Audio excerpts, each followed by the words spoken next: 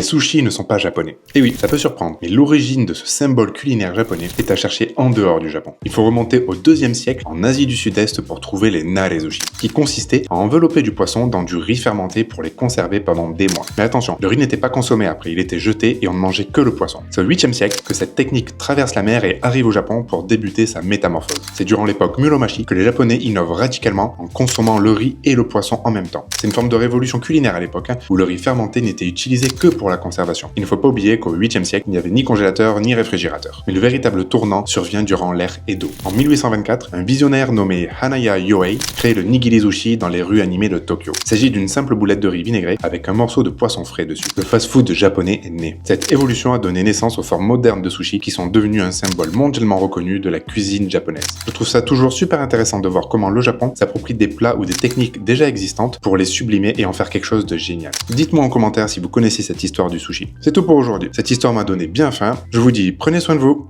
et à la prochaine.